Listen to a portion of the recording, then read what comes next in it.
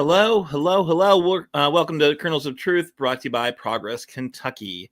Thank you so much for joining us this week. We're going to cover a couple of important Kentucky political news items in our News of the Week roundup, both of them having ties to Mitch McConnell, I suppose.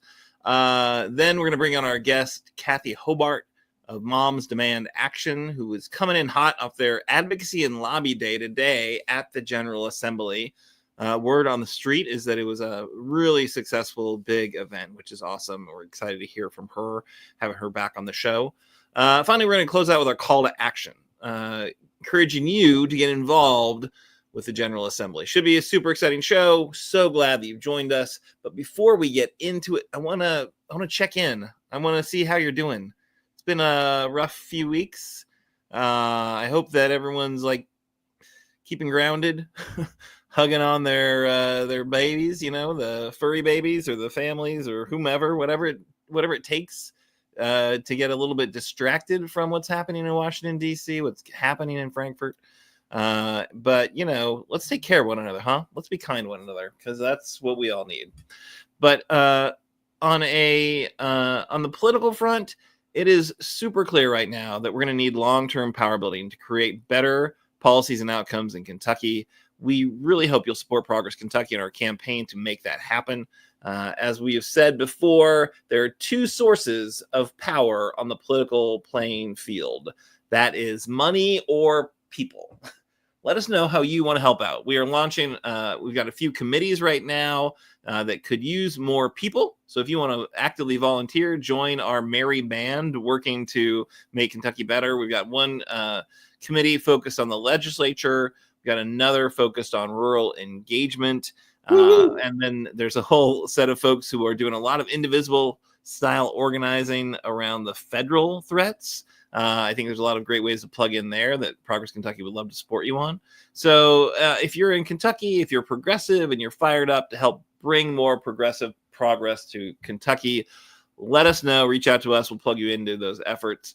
Or, of course, there's the other way, the other source of power, just money. You can make a political contribution right now. We will go buy ourselves some lawmakers. No, that's not what we're going to do. But the money will go to our efforts to do this show, to support our online advocacy, to spread the word far and wide through computer screens all across the country. Well, all across the Commonwealth. But yeah, you can make a contribution right now via our secure online website. Act Blue to help turn Kentucky purple. $10, $20, $200. It all adds up to real political change. Now, let's check in with our co-host. Let us know who you are, where you are, and what are you protesting today. And this is an open call, so if there's something that's got you a little bit annoyed, then let's hear it. Put it in the chat, in the comments while we're chatting. And we can bring it on the screen. So I'm Aaron. I'm coming to you from Lexington, Kentucky. And I guess what I am protesting right now is Doge. The Doge bags. Not a big fan of what's going on with Elon Musk running rampant through our federal government, seemingly ignoring court orders. So my sign says no one elected Elon. And then check in with co-host Chris. Chris, are you there? Yeah, I'm here from Berea, Kentucky. And man, this this litany of crazy news politically is has been hard to swallow. And yeah, how can we buy a billionaire? I don't. We'll use all the donation money to buy ourselves a billionaire, who can then go and undo whatever Elon's doing. Maybe. The battle of the billionaires. That's what we need. We need our own billionaire to get after it. I mean, it's just. I mean, can we all agree that Nazis are bad? Or I thought that was like a common thing that we could all agree on, but evidently there's a lot of people out there who are just like, huh, Nazis? Oh, that's not a Nazi thing. What are you talking about? Yeah, it's astounding, because I wasn't paying attention, or I heard like, oh, he made a Nazi salute, and then I'm like, I'm sure there's no way, like, we're just overreacting. And I watched, I was like, oh yeah, no, he totally did. Like, what in the world is going on right now? And he's, weighing in on German elections and supporting, the clear heirs to the Nazi party, who are saying things, like he's saying things that are basically illegal to say in Germany because of their ties to the Nazi party. It's insane. It's literally insane. It is. It is. And I hadn't been that worked up since January 6th. Yeah. These times. But we've got to all you folks out there listening to us, we've got some really great committees going right now. That if you're fed up and you want to take action, like, reach out, join one of our committees, help out. If you don't have the time, then put in some money. If you don't have either, I'll give you a big hug. Okay, we'll get through it. Absolutely. Yeah, absolutely. We got to get through it together, folks. That's what Andy tells us. We can get through this together.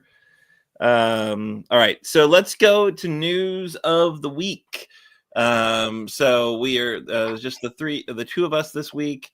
Kimberly is having some health issues, so everyone send good, healing, positive vibes to our dear co-host Kimberly Cecil Jones, and hopefully she'll be back with us soon. But yeah, so for the news of the week, first story about Mitch. So this was news that I wasn't necessarily expecting to hear, but Mitch welcomed the resistance. He's now voted against his second highly inappropriate Trump nominee. Unfortunately, in the vote for Tulsi Gabbard as the national security advisor to the president, he was the only Republican who thought she was inappropriate, which is truly staggering to me. That this woman, who has this crazy history of clearly being a pro-Putin propagandist, who has zero experience in national security, that the kind of Trump train was just something they could not resist. Folks who in the past have shown a little bit of backbone and a little bit of willingness to go against Trump. Lisa Murkowski of Alaska, Susan Collins of Maine. Nope, they did not break on Tulsi Gabbard. But McConnell did. McConnell said, hey, this woman's got some disturbing lapses in judgment. Hard to say, alarming lapses, yeah. And the nation should not have to worry that the intelligence assessments the president receives are tainted by a director of national intelligence with a history of alarming lapses in judgment. I can find no fault in that statement. That seems like a highly rational and reasonable take on the situation. So now, yes, he voted also against Pete Hegseth.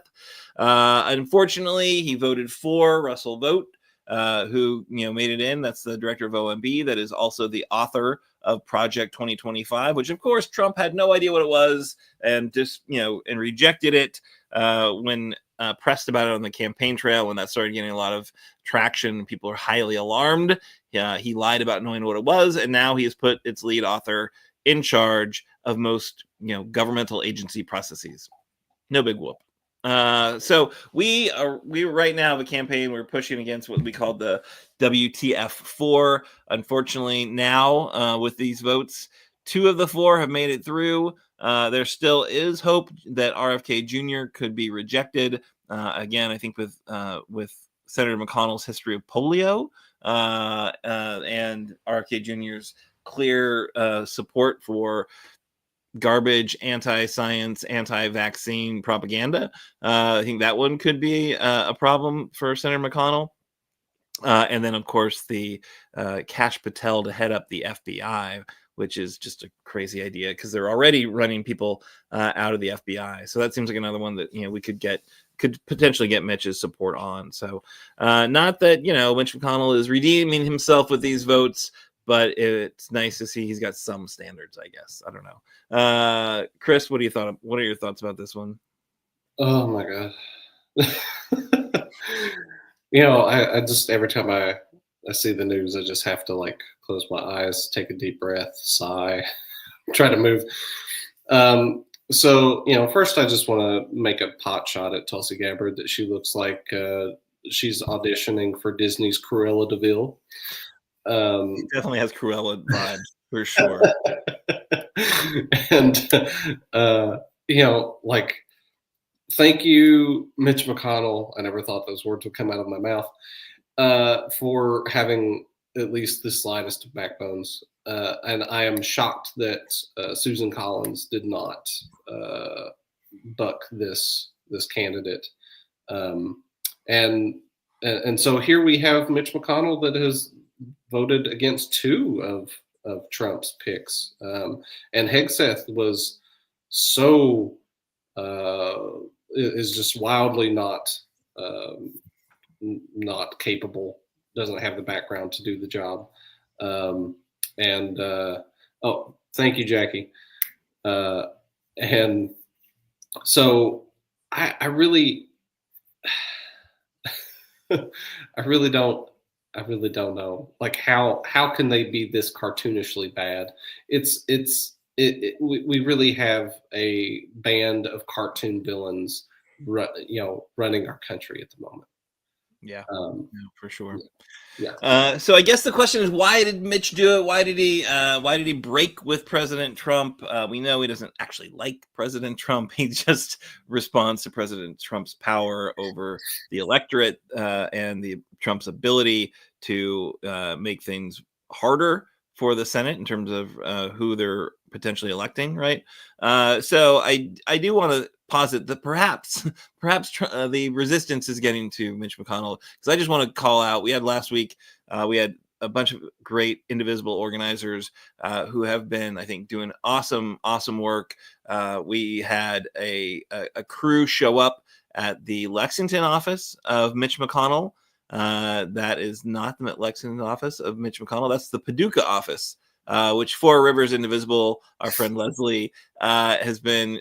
They've launched Mondays with Mitch, so they're gonna keep showing up at his office in Paducah, which apparently is positioned in what looks to be a public street. So good for them, because they can stand outside of his office and not get arrested. Unfortunately, here in Lexington, he's in this business development. It's a bank building, of course, and there's no public sidewalk apparently anywhere close to that building. So if they don't want you there, they can get you arrested. They can get the police called to escort you off. Kim Edwards was one of the ringleaders of that effort to show up, bring some, polite, I think they called them gray-haired individuals in one of the news stories. But I think they had 20 folks or so that showed up, and that were very concerned about Musk and concerned about these appointments. Nuria Sheehan is somebody who I connected with, who did a great work of pulling people together. Lisa Harmon Baradarian also was a part of that crew. But as you see there, they got escorted off. And in fact, the police were called, and they were threatened with arrest if they couldn't leave. 2 people, they're at one point, Mitch's office said, okay, well, you can come in 2 at a time and share your concerns, but you can't video. And so they stopped videoing. The first 2 went in, and then they're like, actually, no, that's not it. Like we don't want any more of you. So, you know, 2 people got in, the rest of them all got escorted out. So glad that we pay for that office. Isn't it so awesome as taxpayers that we get so much out of those constituent services that we pay for for Mitch's office workers? It's just gross. You know, you shouldn't be able to be like, unless you're being, you know, violent or aggressive or, you know, even I guess loud maybe. But no, if you're just there like to communicate with the folks who work for your senator, like why in the world could you be run out for no good reason? Just outrageous. Definitely. And I want to shout out to Kathleen. Thank you. She said Mitch's votes are calculated. He votes no, but the nomination is still approved. He knows this going in, no bravery, just a dying man trying to whitewash his political history. Mitch McConnell's leadership has led us to this moment. Him being outright opposing of basically anything any Democrat wants to do just on the face of it has led us to this moment. And it is a part of his legacy. Oh yeah, no, his legacy is like unchecked campaign corporate cash in our political system. His legacy is, you know, not impeaching President Trump. So whatever happens, you know, like I am very hopeful that our democracy survives this anti-democratic, administration and what they're doing right now and how they're behaving. But if it doesn't, it's on Mitch. You know, he could have absolutely gotten Trump impeached after January 6th. Yeah. No question. Jackie comments says he's the main reason we still have Trump. Possibly, I'm not sure about that one. I feel like that McConnell has opposed him publicly so much that I don't know. I mean, no, like what I was just saying, Chris. Like, if Mitch had like said, "Okay, yeah, we're going to allow vote," he could have whipped the votes. He could have had, and of course, yes, Trump was not currently the president, but he could have been impeached, which would have kept him from ever seeking office again. Yeah. So that 100%, that's on Mitch. That Trump was able to return to this. You know, I know he didn't campaign for him. He didn't really. I guess he voted for him. I don't know. Maybe he didn't. He implied he was, but yeah, it wasn't that one vote in Kentucky. It was the fact that those votes did not happen in the Senate that would have blocked him from seeking office again. So I concur with Jackie that he's the main reason that we have Trump on the scene again. Yeah, taking that angle, yeah, absolutely. He's a part of that. Oh my gosh! So let's keep talking about him. I think our next news story is related to Mitch as well. It is, and so Mitch is in pretty poor health, right?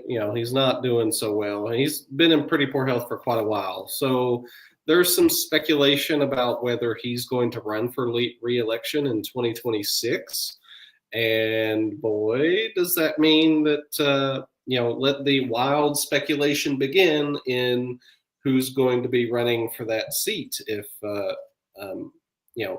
so looking at it from a Republican standpoint, who might run, former Attorney General and current anti-woke warrior Dan Cameron, who we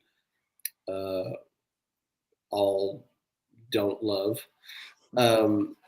And so, we could see the return of him, which I feel like he may be one of Mitch's few hand-picked people that he would want to take his spot. Another person who may run for that seat is Andy Barr. And so, if Andy Barr takes that seat, then that's going to leave the 6th congressional district open. And so there's a whole flood of Republicans who are kind of jockeying for that seat. So some rumors running around are State Senator Amanda Mays Bledsoe State Rep Deanna Gordon, State Rep Matt Lockett, former State Senate GOP leader Damon Thayer. So those are a handful of names on the Republican side, but to backtrack to McConnell running, there's a Democrat who has filed to start raising some money, and that is one of our beloved friends here at the show, Colonel Pam, who would be a very welcomed face to take that seat. And so there's quite a few political. So first, let's think about it this way: Mitch McConnell's seat. Who would you like to see take that Senate seat? Comment who you'd like to see run for that seat. Without McConnell there, certainly McConnell will probably help whoever's doing it, so they'll have plenty of money. But maybe we could get someone in there that that isn't a part of the establishment. Maybe we could get not Cory Booker. Shoot, wrong Booker. Maybe we get Booker to run again and see if he could get it this time.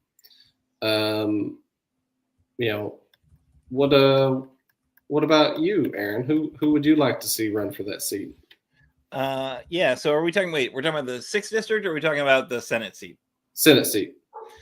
Yeah. So I know that a lot of people say Andy should run, and I don't think that he should. I don't know. I'm a skeptic in terms of Kentucky elections. Bill should run.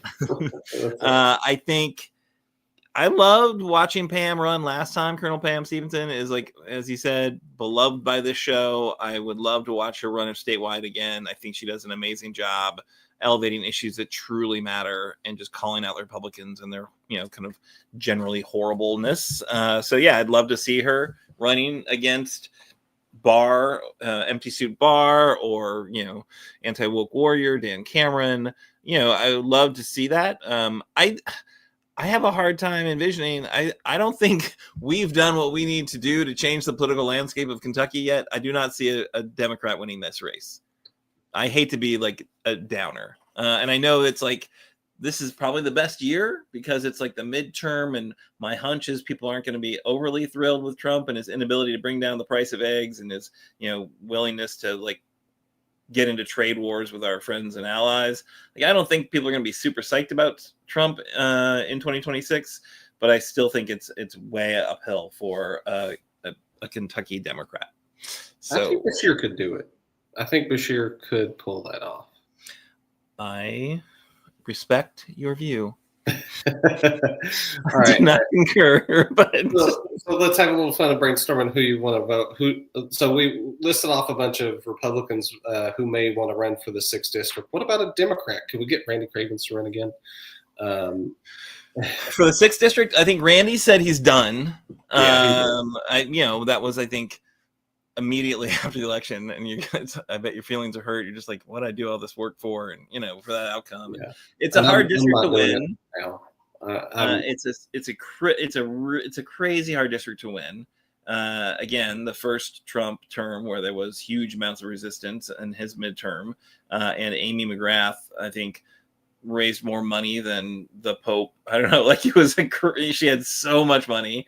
And I appreciate that because she hired me. So, again, I'm a biased observer on this one, but, I love Amy, like, on many, many levels. I think she had the right resume, and had great ads and also sorts of great stuff, but she couldn't do it. And now the district's harder because they took out Franklin County and replaced it with some like more rural votes. Right.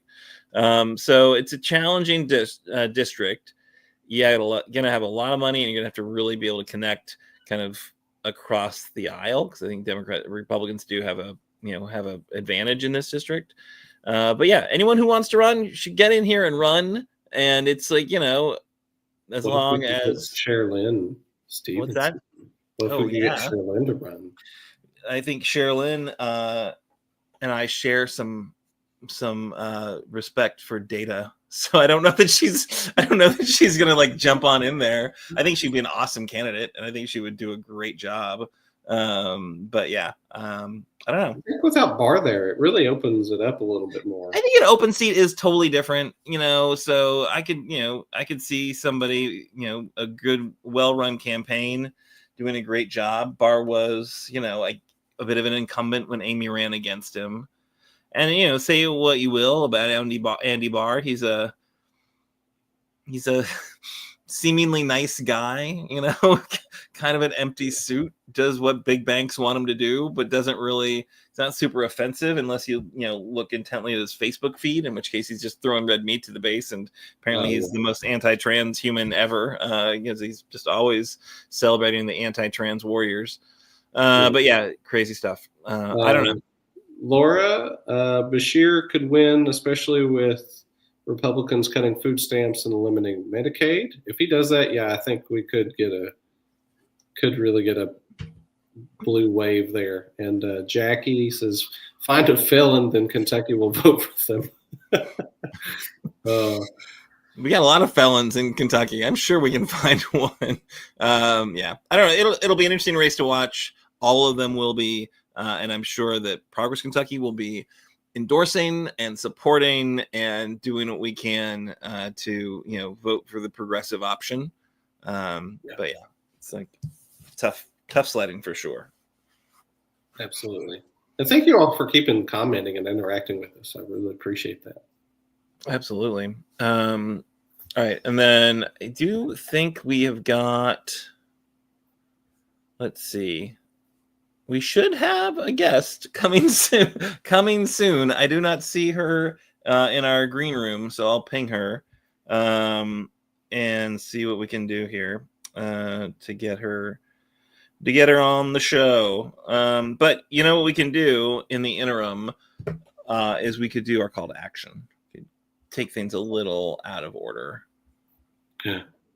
Should we do that? Sure.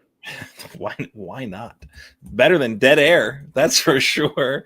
All right, so let's do the call to action. As folks probably have caught on, the General Assembly is back from their break. They are now going full speed ahead, and we are there watching. When I say they're not really there, but like we're watching remotely. Some people are going there, but right now we're looking at what's happening in the General Assembly. We've got our bad bill tracker up and running. Also have a list of good bills to watch. And some of them have even been assigned to committee. So, but tomorrow in the House Natural Resources and Energy Committee, they are going to be considering HB 137. So Thursday morning, I think at 9 a.m., they're going to be considering HB 137. This is one we flagged and our friends at Kentucky Conservation Committee flagged. It is a bill, HB 137 is a bill by Representative Gooch, who is a friend of polluters across our Commonwealth. And this bill would strip community groups of some of the tools they've used to press state agencies to go after polluters who are violating the Clean Air Act. So the bill prevents the use of citizen-based data and evidence in bringing complaints and enforcing laws related to air quality. The bill undermines the Air Pollution Control District and the Division of Air Quality's ability to maintain its delegated authority over the Clean Air Act of Kentucky, which allows for the use of currently allows for the use of any credible evidence in assessing compliance violations and penalties. So citizen scientists and data collection are really useful. They've got interesting tools to grab air samples and show that pollution is happening, using that information and evidence to hold polluters accountable.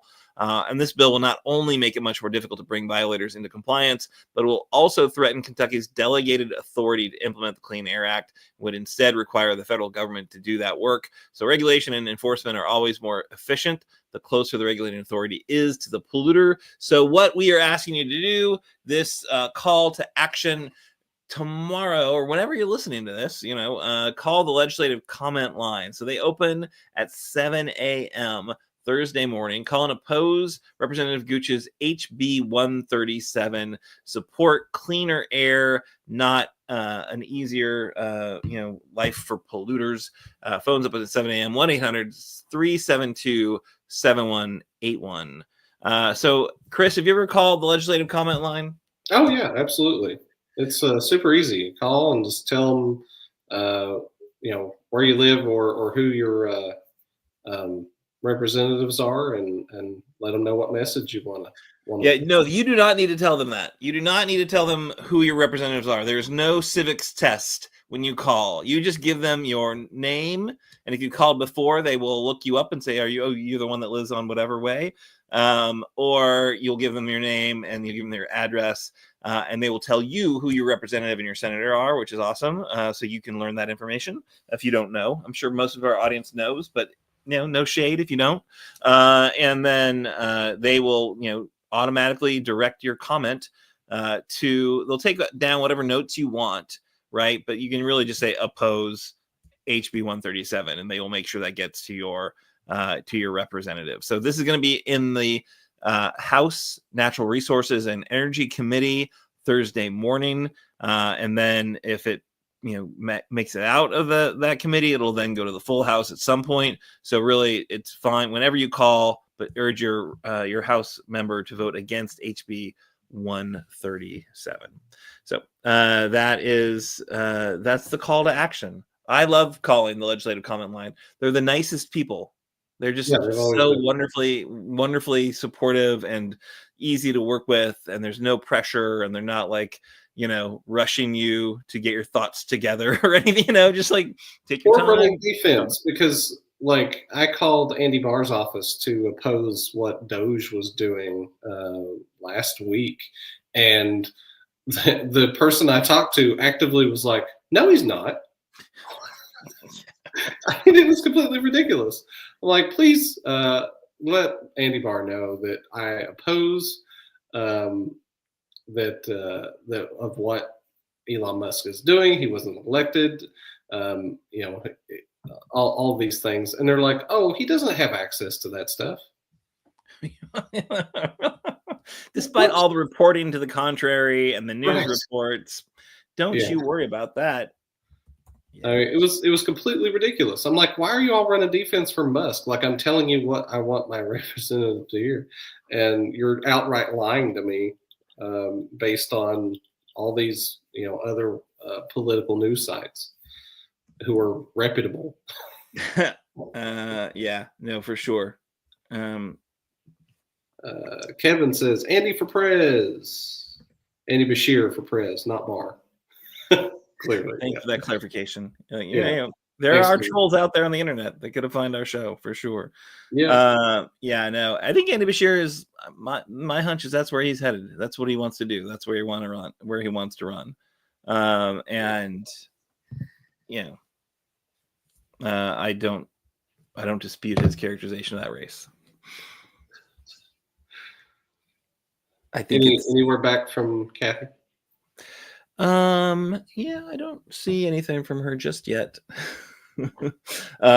So I do think that, hey, you want to talk a little about your rural engagement committee and what you guys were working on? Yeah, sure. So we met last week for the rural engagement committee to discuss, how can we as an organization work to help essentially kind of like build community in those areas and reach out to rural areas and help out.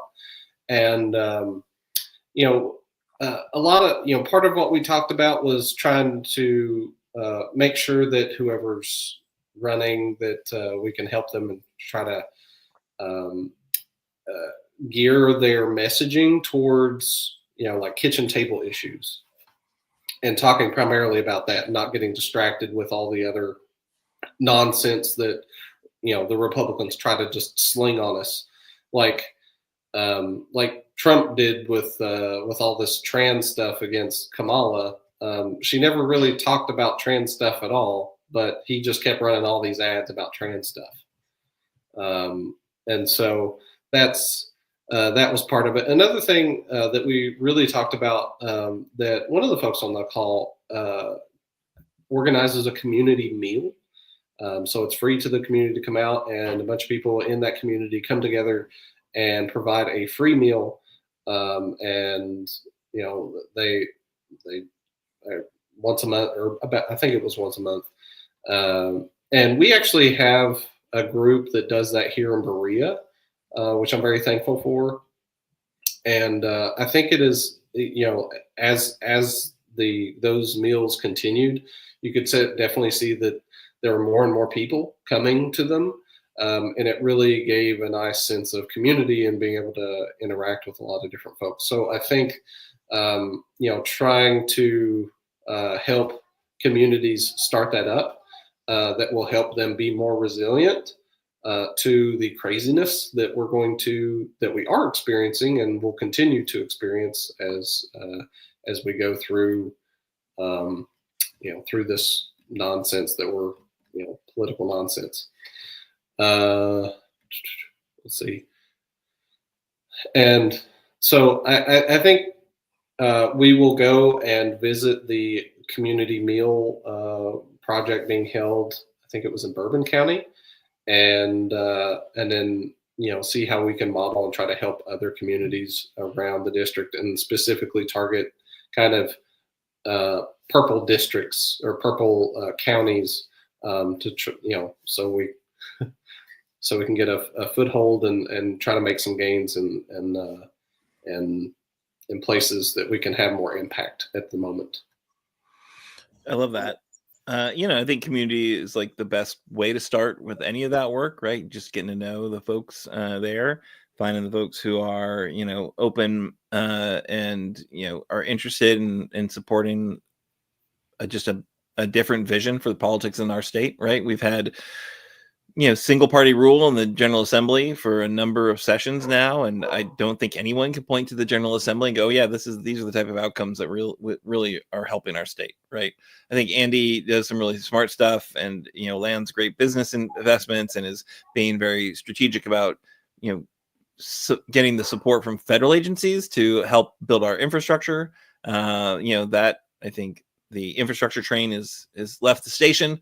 And as we see now with the White House looking to actively claw back funds, I think that's going to mean, some of the people that thought maybe they'd get affordable internet in rural communities maybe aren't going to get it. And maybe some of the water treatment investments that we were hoping to see aren't going to actually, materialize. Right. So, but I do think there's been a lot of work in these areas, and those are things that we need to proudly claim and show, the track record of absolutely supporting rural communities. I think what's happening at the federal level and the kind of the funding freezes, there will be actual impacts on farmers, who are, making investments to do no-till ag and do other things to reduce, kind of the impacts of their farming, because there were programs that the Department of Ag was making available, and now Trump was looking to claw those back.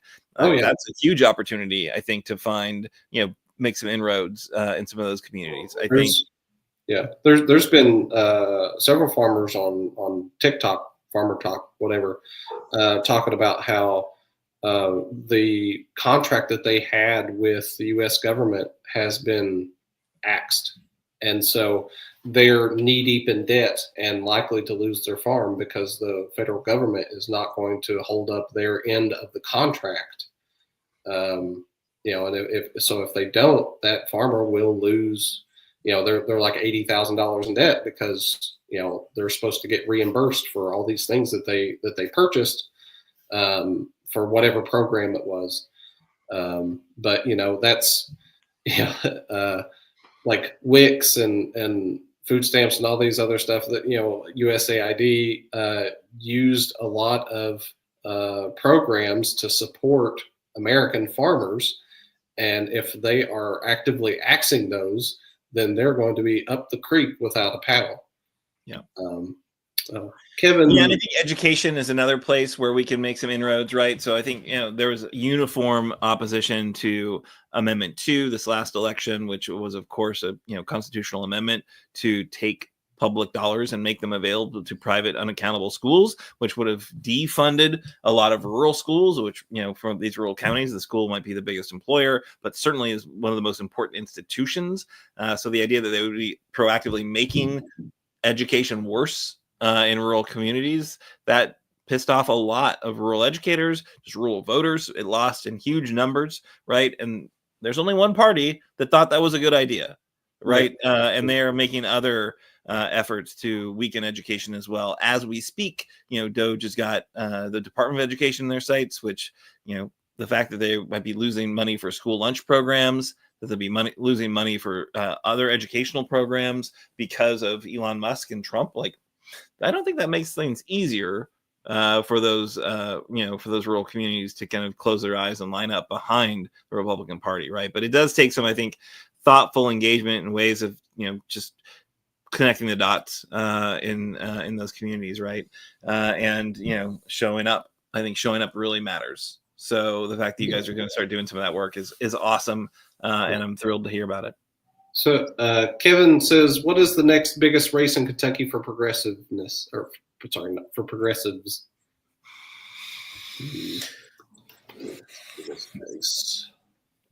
Yeah, good question. Whatever Colonel Pam's doing, that's I'm running that one for sure. I'm going to be supporting Colonel Pam in that one. I don't know. It'll be interesting to see where the races really matter, and I think it's very clear that the next election, it's going to be there'll be a lot of House races that'll be important. We want to win back the 88th, I think, Sherilyn Stevenson's seat. That's a really, really tight race. I think that's a race that's winnable in Lexington if Trump's not at the top of the ticket. Yeah. So that's for sure one that I think we should keep an eye on, the House District 88. Vanessa Grossel is in there right now. Not that I could tell. I'm her constituent and have not.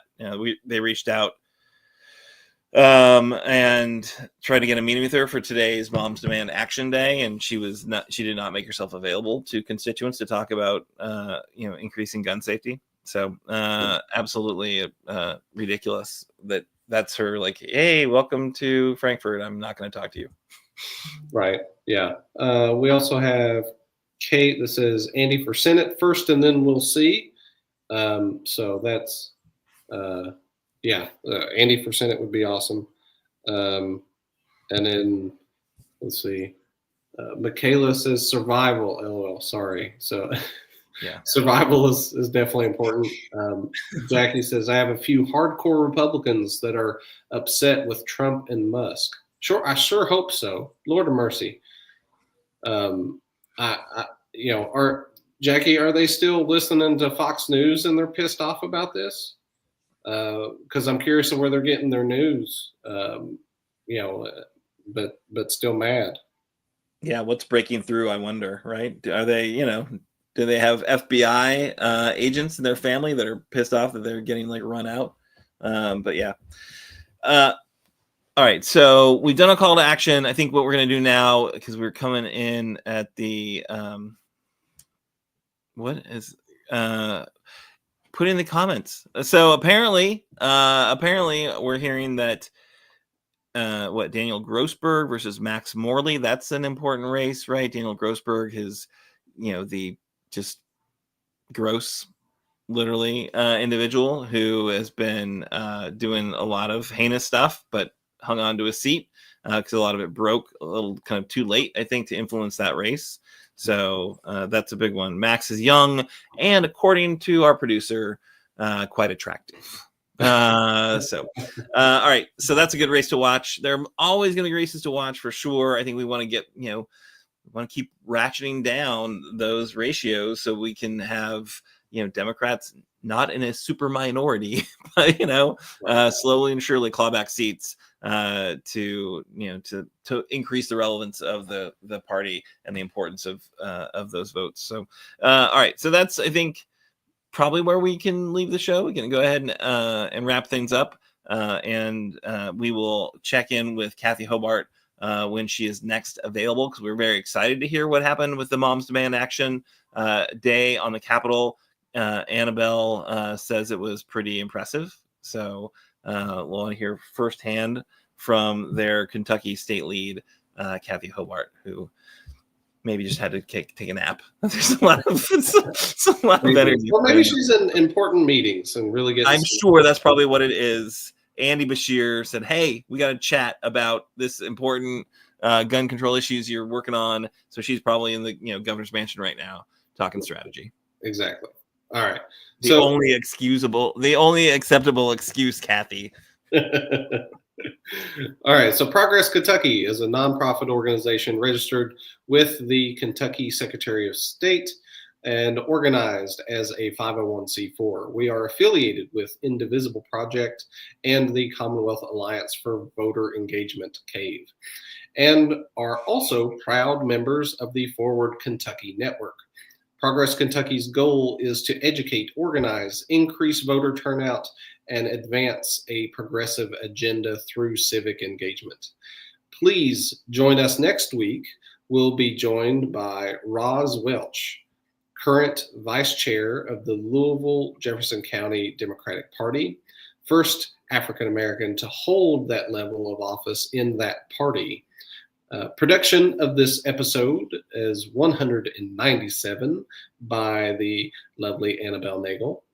And Nate Orsham wrote and performed our wonderful theme song. You can find more information and music at natosongs.com.